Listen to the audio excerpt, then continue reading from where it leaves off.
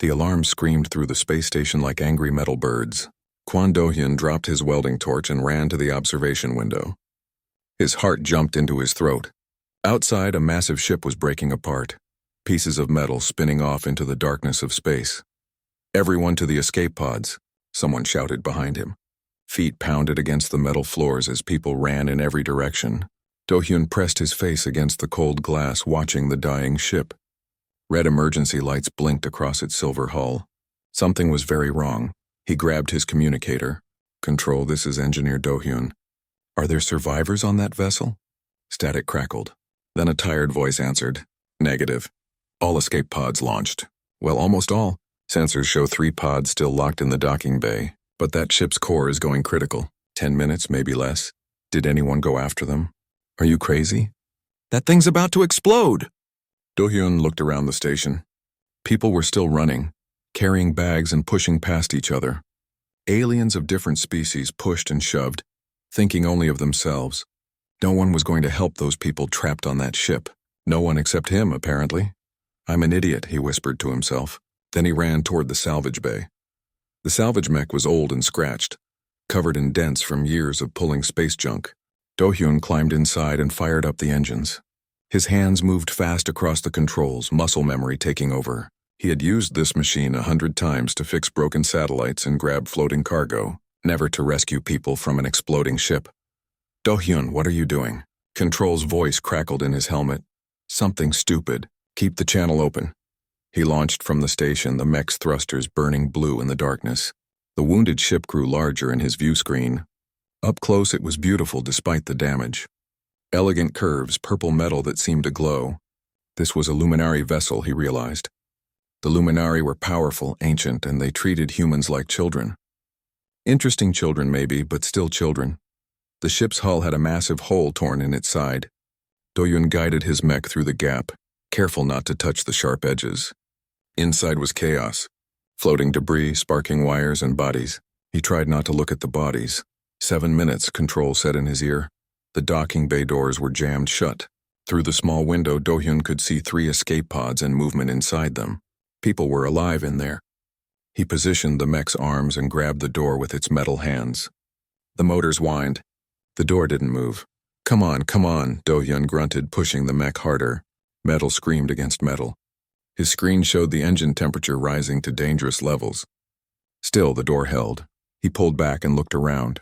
Debris floated everywhere. Then he saw it, a broken support beam, big and heavy. Do-hyun grabbed it with the mech's left arm. He swung it like a baseball bat, smashing it against the door's control panel. Sparks exploded. The door shuddered and began to slide open just a little. 5 minutes, Do-hyun. You need to leave now. Almost there. He wedged the mech's hands into the gap and pulled. Every motor in the machine screamed in protest. The door opened wider, then wider still. Finally, it was enough. The 3 escape pods shot out like bullets, their automatic systems taking over. Do-hyun watched them race toward the station. Good. Now he just needed to get out himself. That's when he saw her. Through the docking bay window, in the corridor beyond, a figure moved, not floating like a corpse.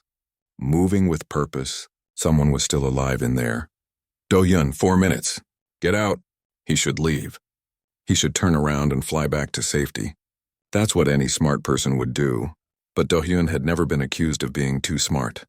He pushed the mech through the docking bay and into the corridor. The figure was a Luminari female, tall and elegant even in a damaged uniform.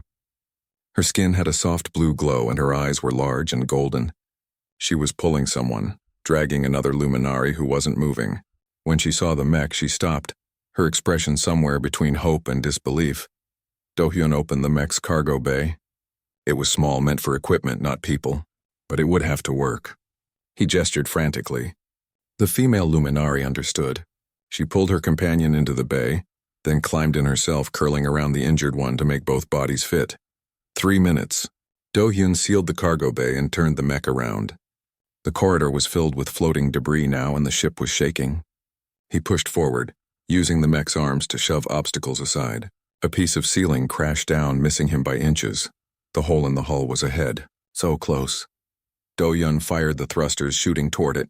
The mech scraped against the sides of the hull, tearing away pieces of armor. Warning lights flashed across his screen. The hull was breaching. Radiation was leaking in. 2 minutes. Do-hyun, where are you? Coming in hot. He cleared the hole and aimed for the station. Behind him, the luminary ship's lights flickered and died. The mech's engines were overheating. The radiation counter was clicking faster and faster. His skin felt hot, then cold, then numb. The station's emergency bay doors were open, a square of light in the darkness. Do-hyun pushed the mech harder than it was ever meant to go. They shot through the doors just as they began to close. The mech crashed onto the deck, sliding and sparking across the metal floor before slamming into the far wall. Behind them, through the closing doors, the luminary ship exploded. It was beautiful and terrible, a flower of fire blooming in the black. Do-hyun's hands shook as he opened the cargo bay. The 2 luminari climbed out. The female one looked at him through the mech's cockpit window. Her golden eyes were wide with something that looked like wonder. "Why?" she asked, her voice coming through his speakers. "Why would you risk yourself for strangers?" Do-hyun tried to answer, but his tongue felt thick. His vision was getting blurry. The radiation counter in his suit was screaming now. He managed to smile at her. "Because someone had to," he said. Then everything went dark. When the medical team pulled him from the mech, they found his skin burned red from radiation exposure. The doctor said he was lucky to be alive. The luminary female stayed in the medical bay, watching through the window as they worked on him. Her name was Vela, they told him later. Princess Vela, and he had just saved the daughter of the luminary queen. The medical bay smelled like chemicals and recycled air. Do-hyun lay in the bed, watching the ceiling panels above him. His skin still hurt, a deep ache that went down to his bones. The doctors said he would recover fully, but it would take time. 2 weeks had passed since the rescue, and he was finally starting to feel human again. "You have a visitor," the nurse said, poking her head through the door. She looked nervous, which was strange. Nothing made Nurse Katie nervous. "Who is it?" Do-hyun asked, struggling to sit up. Before Katie could answer, the door slid open fully. A luminary male stepped inside, wearing armor that gleamed like polished starlight. Behind him came 2 more soldiers, their weapons held across their chests. They moved with perfect precision like dancers who had practiced the same steps for years. "Kwon Do-hyun?" the first soldier asked, though his tone made it clear he already knew the answer. "That's me. You will come with us." Do-hyun blinked. "I'm kind of in a hospital bed here. Maybe come back in a few days?" The soldier's expression didn't change. Luminary faces rarely showed emotion, Do-hyun had learned. They considered it a weakness to let others see what you felt. "This is not a request. Queen Nira has summoned you. You will come now." The name made Do-hyun's stomach drop. Queen Nira. Ruler of the Luminary Empire, controller of 1,000 worlds, commander of fleets that could turn planets to dust. That Queen Nira wanted to see him. This couldn't be good. "Can I at least put on pants?" "You have 5 minutes." They waited outside while he dressed, his hands shaking as he pulled on his old work clothes. Through the window, he could see something that made his breath catch. A ship floated outside the station, but calling it a ship was like calling the sun a light bulb. It was massive, easily 10 times the size of the station itself. Purple and silver metal curved in impossible ways, and lights pulsed across its surface like a living heartbeat. A luminary warship. The soldiers led him through the station. People stopped and stared as they passed. Some pointed. Some whispered. Do-hyun had been something of a celebrity since the rescue, but this was different. The looks on their faces were worried now. The shuttle ride to the warship was quiet. Do-hyun sat between 2 soldiers, trying not to think about all the ways this could go wrong. Maybe the queen was angry. Maybe saving her daughter had broken some law he didn't know about. Maybe he was about to spend the rest of his life in an alien prison. The warship's interior was even more impressive than its outside.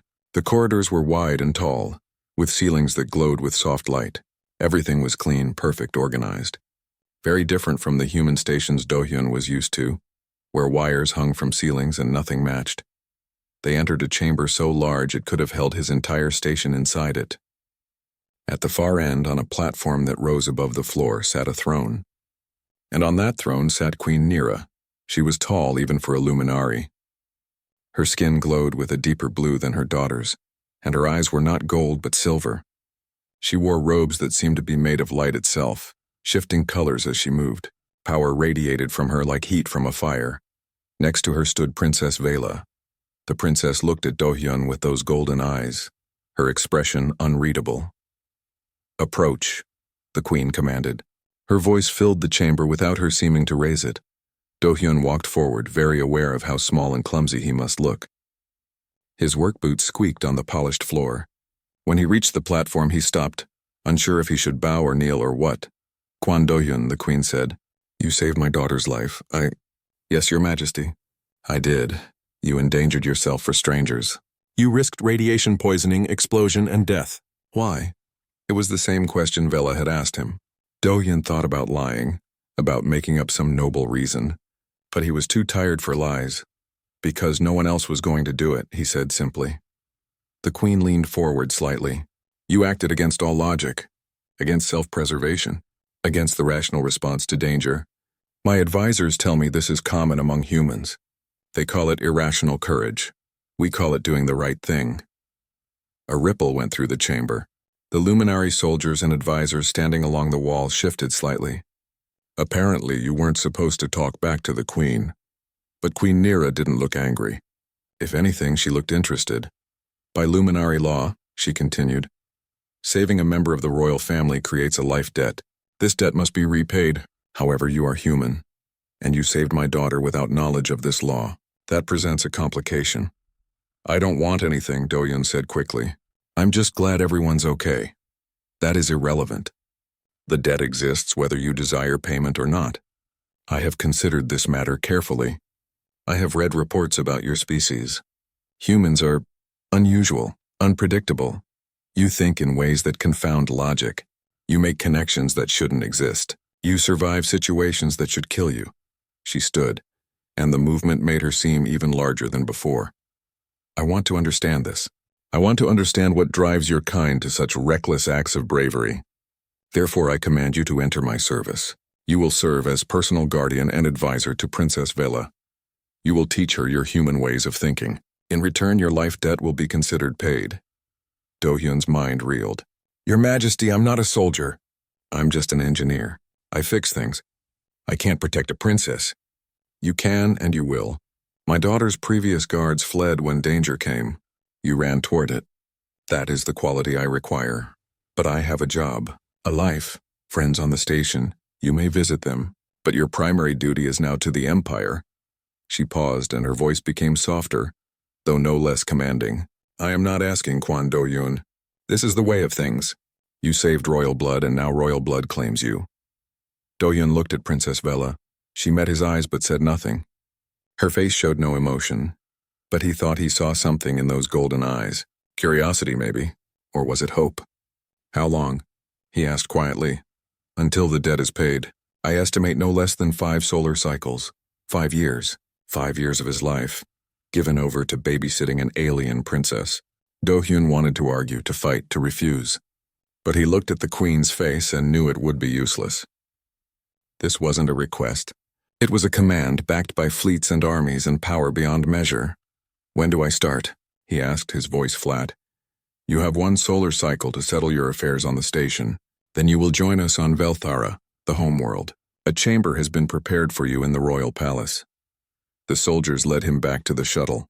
As they left, Do-hyun glanced back at the throne room. Princess Vela was watching him leave. For just a moment, her perfect luminary composure cracked and she smiled. It was a small smile, barely there, but it was real. Maybe this wouldn't be completely terrible, Do-hyun thought. Then he remembered he was about to spend 5 years in an alien palace, surrounded by people who thought humans were interesting pets. Yeah, this was definitely going to be terrible. Velthara was the most beautiful place Do-hyun had ever seen, and he hated it. The royal palace rose from the ground like a frozen waterfall, made of crystal that caught the light and threw rainbows everywhere. Towers reached toward the purple sky, connected by bridges that seemed to float in the air. Gardens stretched as far as he could see, filled with plants that glowed softly in the evening. Everything was perfect. Everything was clean. Everything followed a million rules he didn't understand. "You're doing it wrong," said a voice behind him. Do-hyun turned from the window. A luminary noble stood there, his robes marking him as someone important. Lord Kiran, Do-hyun remembered. One of the Queen's advisors doing what wrong? Do-hyun asked, standing.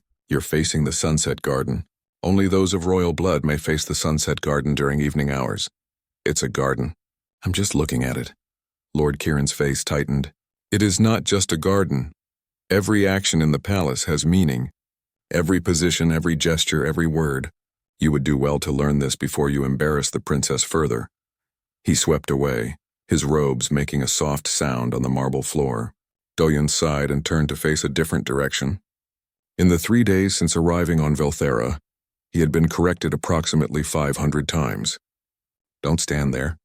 Don't walk through that door. Don't speak to that person. Don't eat with your left hand. Don't. He's pleasant as always, I see. Doyun smiled. Princess Vela approached from the hallway, her own robe simpler than the nobles but still elegant. She had started seeking him out more often, asking questions about human culture that seemed to genuinely puzzle her. Your friend Lord Kieran was just teaching me about garden etiquette, Doyun said. Kieran is not my friend. He serves my mother, but he doesn't approve of changes. She looked at the sunset garden. He's right, though. You shouldn't stand there. Then why do you have a window that faces it? Vela blinked as if the question had never occurred to her. Because that's where windows go in this wing of the palace. But if no one can look out of them, why have them at all? She paused. I don't know. That's simply how it has always been.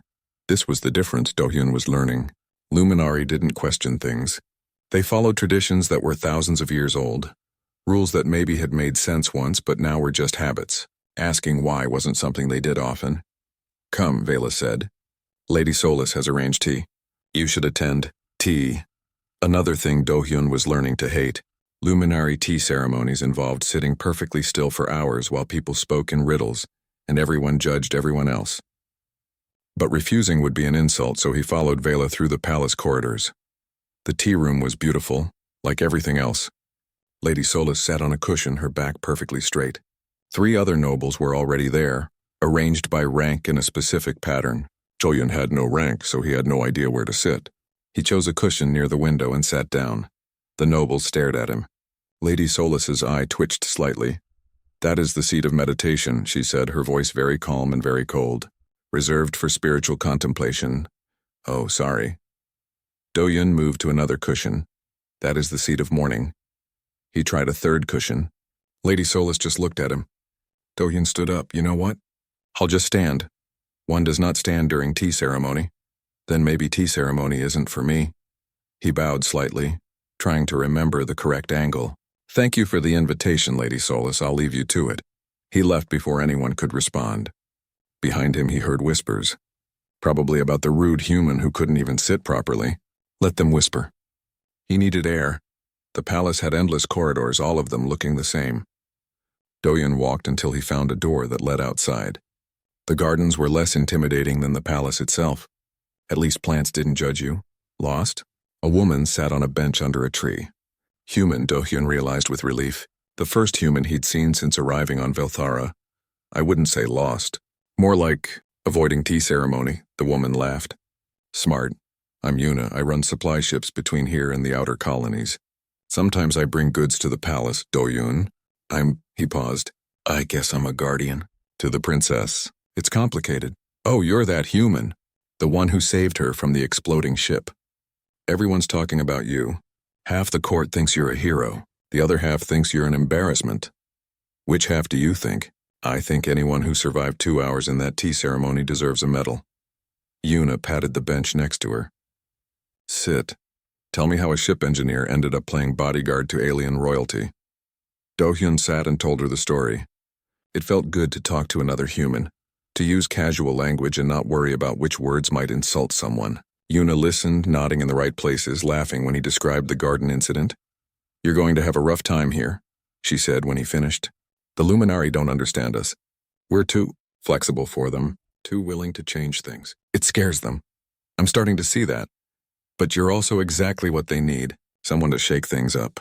Make them question the rules, she smiled. Just try not to start a war by sitting in the wrong chair. Over the next weeks, Dohyun fell into a routine.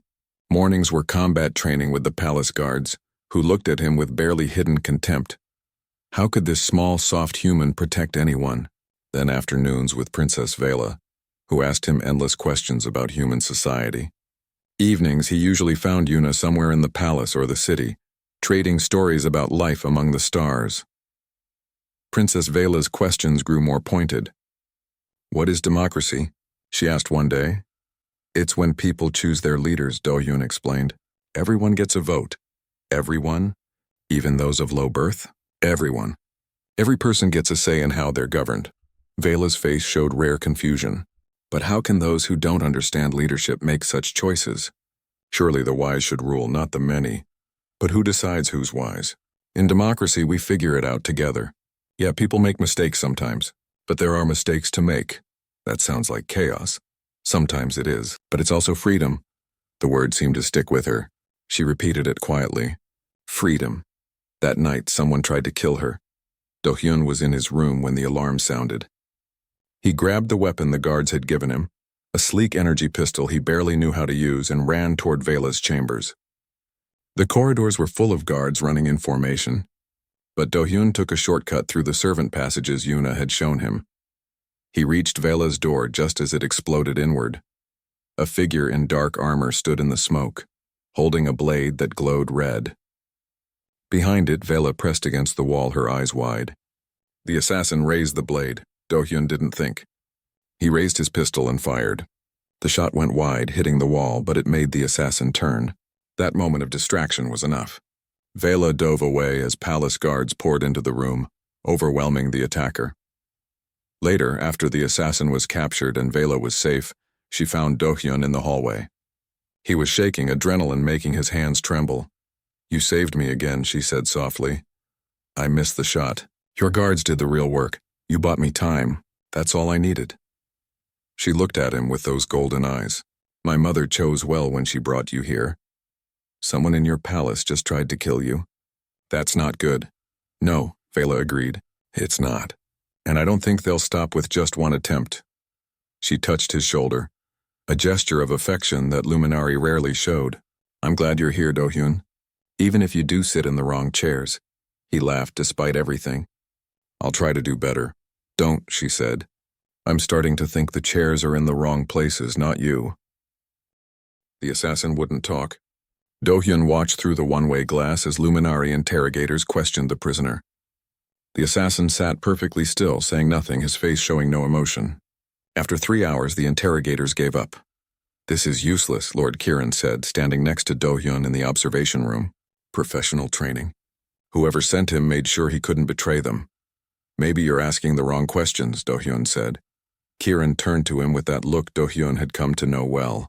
The look that said ignorant human. "And what would you suggest?" "I don't know yet. Let me think about it." Kiran made a dismissive sound and left. Do-hyun stayed watching the silent assassin. Something bothered him about the whole thing. The attack had been too easy to stop. A real professional would have succeeded or at least escaped. This one had almost seemed to want to be captured. "You're thinking too hard. I can hear it from here." Yuna entered the observation room carrying 2 cups of something that smelled like coffee but wasn't quite. She handed one to Do-hyun. "Thanks. And yeah, this whole thing doesn't make sense. Assassination attempts rarely do." "No, I mean..." Do-hyun gestured at the assassin. "Look at him. He's trained, disciplined, probably been doing this for years. But his attack was sloppy. The timing was wrong. He came through the main door when there are a dozen better entry points. It's like he wanted to fail." Yuna sipped her drink, considering. "So what, he's a distraction?" "Maybe, or maybe he's a message. We can reach the princess whenever we want." "That's cheerful. You should write greeting cards." Despite everything, Do-hyun smiled. Yuna had that effect on people. "Has your partner arrived yet?" "You said he was bringing supplies this week. Taeho gets in tomorrow. He'll be happy to see another human face around here. Gets lonely traveling the routes by himself." Over the next days, Do-hyun paid attention to everything around the palace. He noticed patterns. Certain nobles whispering in corners, guards changing positions at odd times, small things that individually meant nothing but together formed a picture. He started making notes, drawing connections. Princess Vela found him one evening in the library, surrounded by papers covered in diagrams. "What is this?" she asked, looking at his work. "I'm not sure yet. Maybe nothing. Maybe something." He pointed to one cluster of names. "These nobles all meet regularly. Lord Kiran, Lord Davin, Lady Solus, and 6 others. They say it's a cultural study group." "It is. They've met for years to discuss traditional values." "Right, traditional values. Like how things were better in the old days. when the Luminari Empire conquered instead of traded. When your people ruled other species instead of negotiating with them. Vela's eyes widened slightly. You think they're behind the assassination attempt? I think someone in the palace wants you dead. Someone who doesn't like the changes your mother is making. My mother has been trying to reform the Empire for decades, making us less aggressive, more cooperative with other species. Many nobles resist, but they wouldn't dare, and wouldn't they? If they think the Empire is getting weak, if they believe humans and other species are corrupting Luminari purity, wouldn't they do anything to stop it? Vela sat down heavily. Her perfect posture sagged for a moment, making her look younger, more vulnerable. If you're right, this is bigger than one assassin. This is conspiracy. Yeah, and I don't know who to trust. They sat in silence for a while. Then Vela spoke quietly. You can trust me. And my mother. Beyond that, she looked at the papers spread across the table. We need to be very careful. Dohyun started watching the nobles more closely. Lord Kiran especially. The man was always polite, always proper, but something about him felt wrong. It was a gut feeling, nothing Dohyun could prove. But humans trusted gut feelings even when they couldn't explain them. One night, Dohyun couldn't sleep. He walked the palace corridors, nodding to guards who had started to accept his presence. As he passed near the council chambers, he heard voices. He stopped, pressing himself against the wall.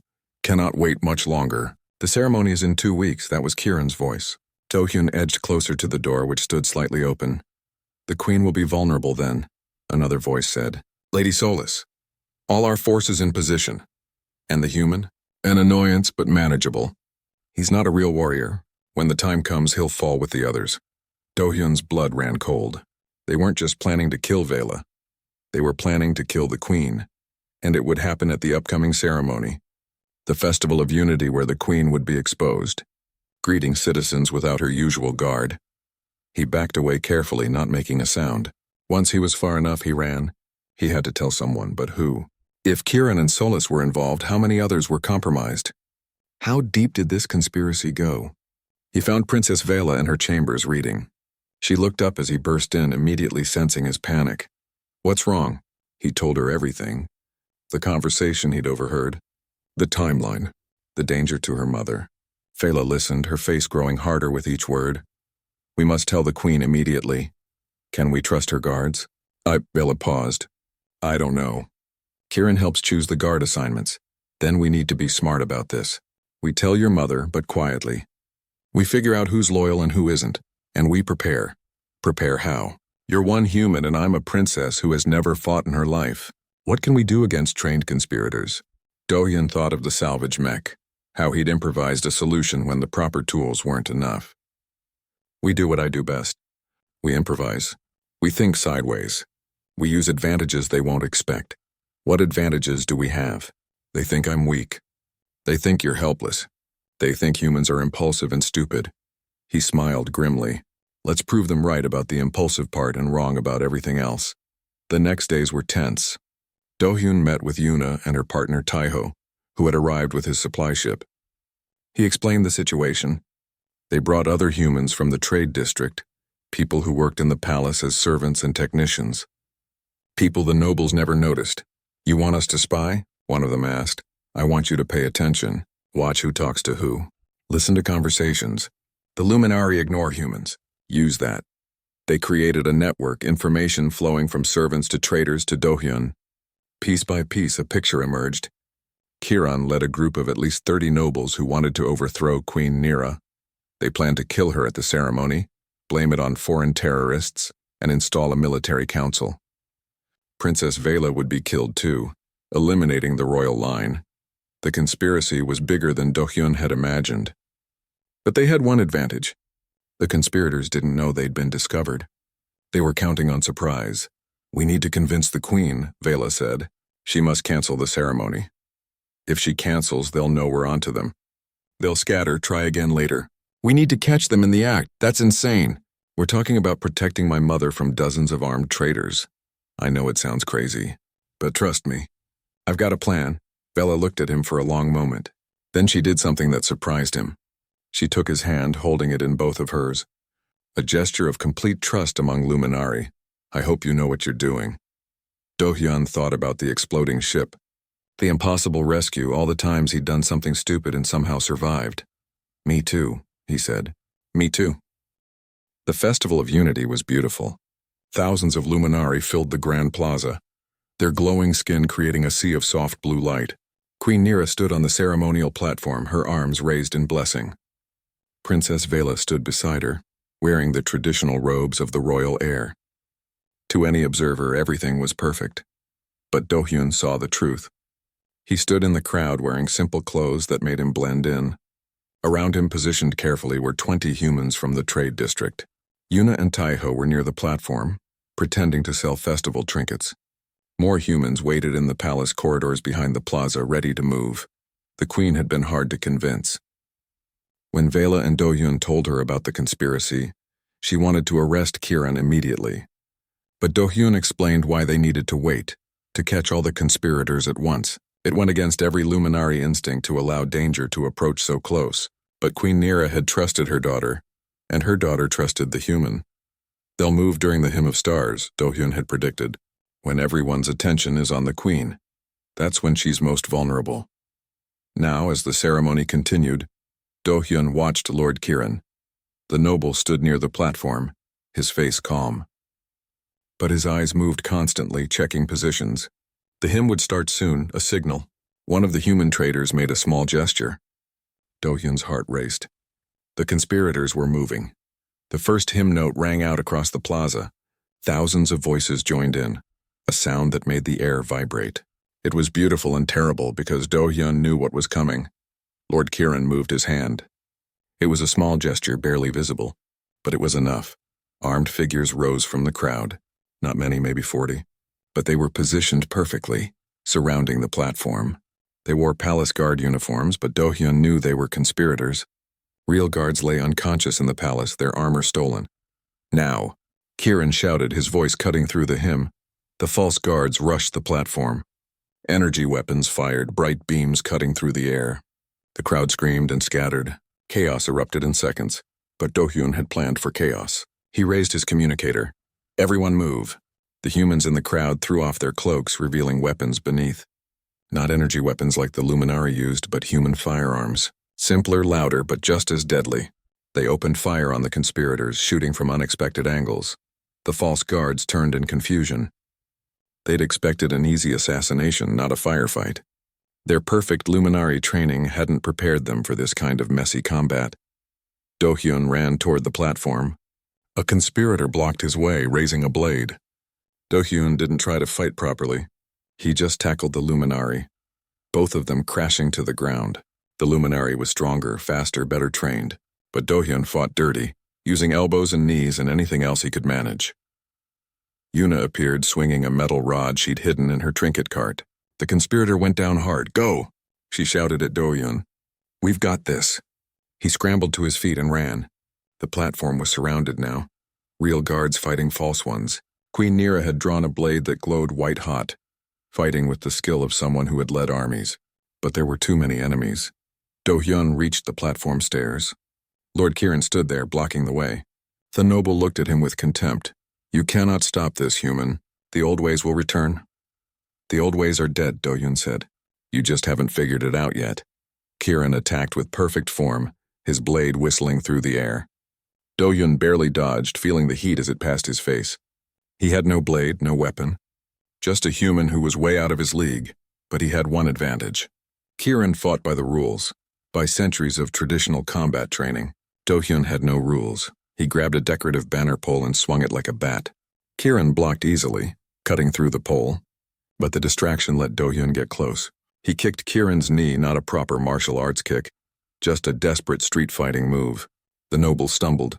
Princess Vela appeared from behind holding a ceremonial staff. She brought it down on Kiran's head with all her strength. The noble collapsed. "That was very improper," Vela said, breathing hard. "Yeah, but it worked." The plaza was chaos. Humans and loyal luminari fought the conspirators in small battles all around them. Do-hyun grabbed Vela's hand and pulled her toward the palace entrance. "The palace," he shouted. Kiran said their main forces are there. They ran through the doors with a squad of loyal guards following. The palace corridors echoed with weapon fire. More conspirators had revealed themselves, trying to seize control of key positions. But they hadn't counted on humans knowing all the secret passages. Taiho led a group through the servant corridors, appearing behind enemy positions. The conspirators found themselves fighting on two fronts, confused by tactics that made no sense to their organized minds. "The throne room," a guard shouted. "They're trying to reach the throne room." If the conspirators took the throne room, they could broadcast across the empire that the queen was dead and claim legitimacy. Do-hyun ran faster, his lungs burning. They reached the throne room to find the doors sealed. Energy blasts scarred the surface. From inside came the sound of fighting. "We need to open this," Vela said. Do-hyun looked around frantically. The palace was beautiful, elegant, traditional, and completely useless for breaking down doors. Then he saw a decorative statue, a massive thing made of stone that depicted some ancient hero. "Help me with this." Together with the guards, they pushed the statue toward the door. It rolled on its base, gathering speed. They let go and it crashed into the doors like a battering ram. The doors cracked but held. Again, they found another statue. Another crash. This time the doors burst inward. The throne room was a battlefield. Queen Nira stood at the center, surrounded by a circle of loyal guards. Conspirators pressed in from all sides. The queen fought like a legend, her blade moving faster than Do-hyun's eyes could follow. But she was tiring. For the queen. Do-hyun shouted and charged in with Vela beside him. The conspirators turned, startled by the reinforcements. That moment of distraction cost them. The loyal guards pressed their advantage. Slowly, desperately, they pushed the conspirators back. Do-hyun found himself fighting next to the queen. She glanced at him, her silver eyes fierce. "Your plan worked, human. It's not over yet." A massive explosion rocked the palace. Through the windows, Do-hyun saw smoke rising from the plaza. The conspirators had set off a bomb, either as a last desperate move or to cover their escape. Taeho was out there. Yuna's voice came over his communicator, broken with static. Taiho was... The transmission cut off. "No," Do-hyun whispered. But there was no time to mourn. The remaining conspirators were making a final push. Do-hyun fought mechanically, his mind numb. Humans were dying for this. His people, his friends. Finally it ended. The last conspirators threw down their weapons or fled into the palace depths where loyal guards hunted them. The throne room fell silent except for heavy breathing and quiet groans from the wounded. Queen Nira lowered her blade. Her robes were torn and scorched, but she stood tall. "The conspiracy is broken," she announced. "The traitors will face justice." Do-hyun didn't feel victorious. He felt tired and sad and angry. He left the throne room, pushing past celebrating guards, and went to find Yuna. Do-hyun found Yuna in the medical wing. She sat on a chair outside one of the treatment rooms, staring at nothing. Her hands were covered in dried blood. He sat down beside her without speaking. Sometimes words didn't help.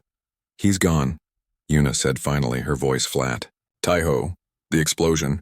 He was trying to help people evacuate when it went off. I'm sorry. He wasn't even supposed to be here. I asked him to come. I told him we needed help, that it would be safe, that the humans had to stick together." Her voice cracked. "I got him killed. No, the conspirators killed him. People who wanted power more than they cared about lives. Does it matter? He's still dead." Do-hyun didn't have an answer for that. 3 other humans had died in the battle, along with 12 Luminari guards and dozens of civilians caught in the crossfire. Victory had a price, and sometimes the price was too high. They sat in silence as medical staff rushed past, treating the wounded. The palace smelled like smoke and chemicals. Outside, the sun was rising on a new day, but it felt wrong. How could the sun rise when people had died? "The queen wants to see you," a guard said, approaching carefully. "When you're ready." Do-hyun stood slowly. Every muscle in his body hurt. "I'll come now." "Do-hyun," Yuna called as he started to leave. "Thank you. For everything, Taeho." He believed in what we were doing. He wanted to help. That meant something to him. It meant something to all of us. The throne room had been cleaned, but scorch marks still darkened the walls. Queen Nira stood by the windows, looking out at the city. Princess Vela stood beside her. Both turned when Do-hyun entered. "Kwan Do-hyun," the queen said formally. "You saved my life and my daughter's life. You saved the empire from civil war. This is a debt that can never be fully repaid." "People died," Do-hyun said bluntly. "Humans died protecting your throne. That's the debt that matters." The queen didn't look offended by his tone. If anything, she seemed to respect it. You are correct. Human lives were spent in defense of Luminari rule. This is unprecedented. It is also humbling. She walked closer to him. I have lived for 300 years.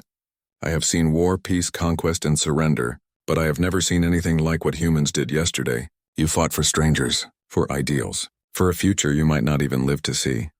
That's what humans do. We're stupid that way. A small smile crossed the Queen's face. Courage is often indistinguishable from stupidity until after the outcome is known. She paused. I am holding a memorial service tomorrow. It will honor all who fell, Luminari and human alike. This has never been done before. My people do not typically honor other species in our sacred ceremonies. Why start now? Because my daughter has taught me to question traditions. Because a human engineer showed me that courage has no species. Because it is time for the Luminari Empire to evolve or die. She gestured to the windows. Below in the plaza, workers were repairing the damage from the battle. Luminari and humans worked side by side, clearing rubble and rebuilding. Look at them, Queen Nira said. Yesterday they were separate. Today they work together. This is what I want for the Empire. Not conquest, not domination, partnership. Many of your people won't like that. The conspiracy revealed how many nobles still cling to the old ways. That cancer must be cut out. It will be painful. Many will resist, but it must be done. She turned to face him fully. I need humans like you, Do-hyun. People who think differently, who challenge assumptions, who bring new perspectives. Will you stay? Not as a debt servant, but as a true advisor? Do-hyun thought about the station where he'd worked. The simple life of fixing satellites and salvaging cargo. It seemed like another lifetime. I don't know if I can do this, he said honestly. I'm not a diplomat. I barely understand court politics. And I'm tired of fighting. Then don't fight. Build instead. Help me create something new. Before Do-hyun could answer, Princess Vela spoke up. Mother, may I speak with Do-hyun alone? The Queen nodded and left. Vela walked to the window, her back to him. You don't have to stay, she said quietly. My mother can be persuasive, but you've done enough. More than enough. If you want to return to your old life, no one would blame you. What do you want? Do-hyun asked. I want... She turned to face him, and he was surprised to see tears in her golden eyes. Luminari rarely cried. I want you to stay! I've learned more from you in these weeks than in years of traditional education. You showed me that rules can be questioned, that traditions can change, that courage comes in unexpected forms. But that's selfish of me.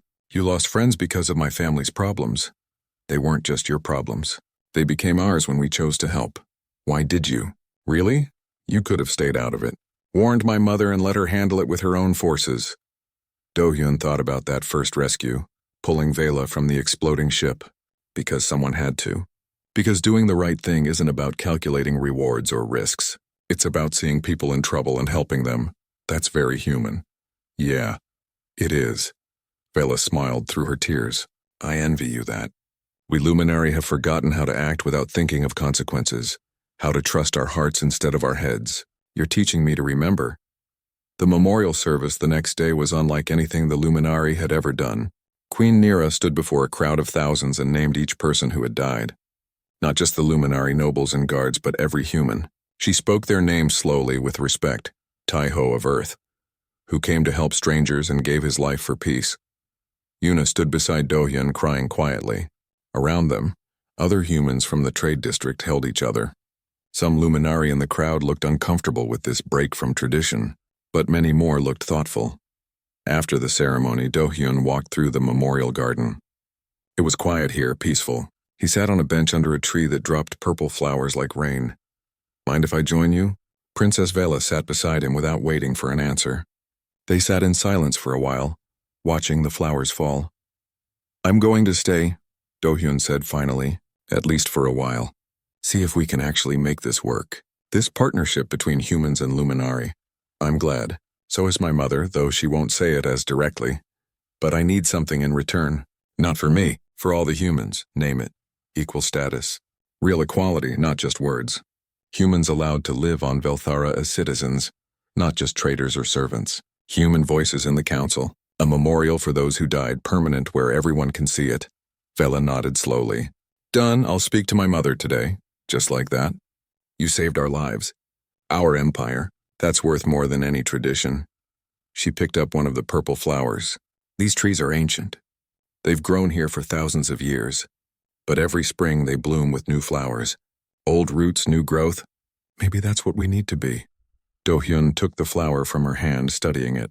That's very poetic. You've been practicing. I have a good teacher. They sat together as the sun set, painting the sky in colors that didn't exist on Earth. Do-hyun thought about all that had changed, all that had been lost, all that might still be possible. The future was uncertain, but then again it always had been. That was okay. Humans were good at uncertain. 3 months after the battle, Queen Nira made an announcement that shocked the galaxy. Do-hyun stood in the grand hall as she spoke to representatives from 100 worlds. The hall was packed with aliens of every kind. Tall ones, small ones, ones with fur and ones with scales. And for the first time humans stood among them as equals. For 3,000 years, the Queen said, her voice carrying to every corner, the Luminary Empire has followed one path. The path of strength through dominance. We conquered, we ruled. We demanded submission from lesser species. A murmur ran through the crowd.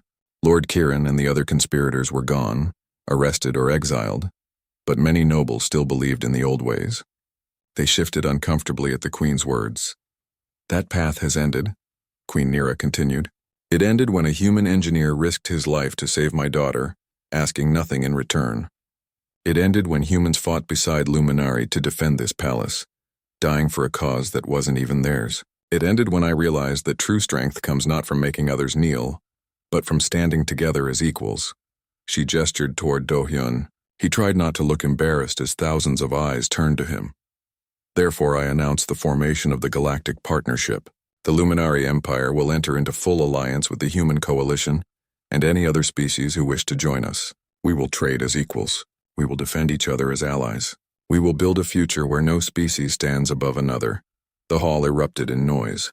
Some cheered. Some shouted in protest. Some just looked stunned. Do-hyun caught Yuna's eye across the room. She grinned and gave him a thumbs up. Later, in the quieter corridors away from the celebration, Princess Vela found Do-hyun staring at a wall display. It showed news feeds from across the galaxy, reactions to the Queen's announcement. They're calling it the Do-hyun Doctrine, Vela said with amusement. Using your name for this new policy of cooperation. That's embarrassing. I didn't do anything special. You did the most special thing possible. You acted without expecting reward. That's revolutionary to most species out here. The news feeds showed mixed reactions. Some species celebrated, eager to join the partnership. Others were suspicious, wondering if this was a Luminari trick. A few openly mocked the idea that humans, a species barely capable of leaving their own solar system a century ago, could be equals to the ancient Luminari. This is going to be hard, Do-hyun said. Changing minds, breaking traditions that are thousands of years old. Some people will never accept it. Then we don't convince everyone. We start with those willing to try and build from there. Vela stood beside him watching the displays. My mother is appointing you as the first human ambassador to the Luminary Court. Officially, I figured. She's been hinting at it for weeks. Will you accept? Do-hyun thought about it. The title meant responsibility. It meant being a symbol, a bridge between species. It meant giving up any chance of returning to his simple life fixing satellites. On one condition, he said, I get to change things. The court, the rules, all those stupid traditions about which chair you sit in and which garden you can look at. If I'm going to be here, we're making this place more human, more flexible, Vela smiled. Mother predicted you'd say that. She agrees. In fact, she's counting on it. The court needs disruption. It's been the same for too long. Over the next weeks, Do-hyun began his work. He started small, removing ridiculous rules that served no purpose except tradition. Then bigger changes. Opening sections of the palace to the public. Creating forums where common luminari could speak directly to nobles. Inviting humans to live in the capital city. Not just as workers, but as citizens. Every change met resistance. Every change sparked arguments. But slowly, grudgingly, things began to shift. The memorial for the fallen was completed. A beautiful structure of crystal and stone in the heart of the capital. It listed every name human and luminari with no distinction in rank or species. Yuna came to see it on the dedication day. Taiho would have liked this, she said, touching his name carved in the crystal. He always believed different species could work together. He was right, so were you. About everything. She looked at Do-hyun.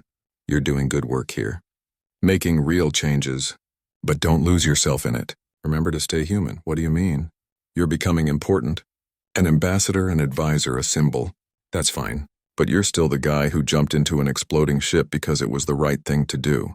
Don't let politics turn you into something else. Do-hyun thought about that often in the days that followed.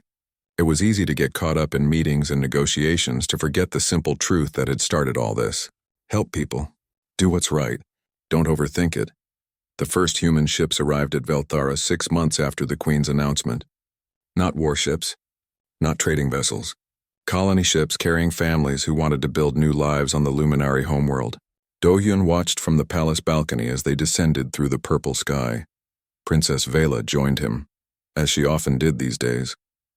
Their friendship had grown into something comfortable, built on mutual respect and shared experiences. Are you nervous? She asked. These are your people coming here. Yeah, I want it to work. I want them to be happy here. They will be. We'll make sure of it. We listen to you talking like a human. She laughed. I had a good teacher. You've changed me, Do-hyun. Changed all of us. My mother says the Empire is stronger now than it's been in centuries. Not because of our weapons or ships, but because we're learning to build instead of conquer. It's not just me. It's what humans represent. The idea that things can be different. That change is possible. That cooperation works better than domination. HFY, Vela said, using the human acronym. Humanity for, yes, close enough. It means humans can do amazing things when we try. And now so can everyone else. The sun set over Velthara, painting the crystal spires in shades of gold and purple. Below, in the city, humans and Luminari walked the streets together. In the palace, nobles debated policy with human advisors. In the shipyards, engineers from both species designed vessels that combined Luminari elegance with human ingenuity. It wasn't perfect. There were still problems, still prejudice, still people on both sides who resisted change. But it was progress. Real, measurable progress toward something better. Do you ever regret it? Vela asked. That first rescue? Everything that came after? Do-hyun thought about the question. He thought about Taiho and the others who had died. He thought about the simple life he'd given up. He thought about the weight of responsibility that came with his new role. No, he said finally. I'd do it again. In a heartbeat. Because that's what humans do. We see someone in trouble and we help them. We see a problem and we try to fix it. We see injustice and we fight it. Maybe it's irrational. Maybe it's reckless. But it's who we are. And that, Vela said softly, is exactly what the galaxy needs. More reckless compassion. More irrational courage. More humans being human. A message came through on Do-hyun's communicator. The colony ships had landed successfully. The human families were disembarking, starting their new lives on an alien world. Representatives from the Luminary government were there to welcome them, to help them settle in. A beginning. Just one of many. Come on, Do-hyun said, heading for the door. Let's go meet them. Show them around. Help them get settled. That's not really an ambassador's job, Vela pointed out. I know, but it's a human's job. And I'm human first, ambassador second. They left the palace together, walking down into the city where two species were learning to live as one people. The future stretched ahead, uncertain and challenging and full of possibility. Somewhere up in the sky, more ships were arriving. Human ships, yes, but also ships from other species who had heard about the Galactic Partnership and wanted to join. The galaxy was changing, one small act of courage at a time. And it had all started with one human who saw a ship in trouble and decided to help. Because that's what humans do. They help.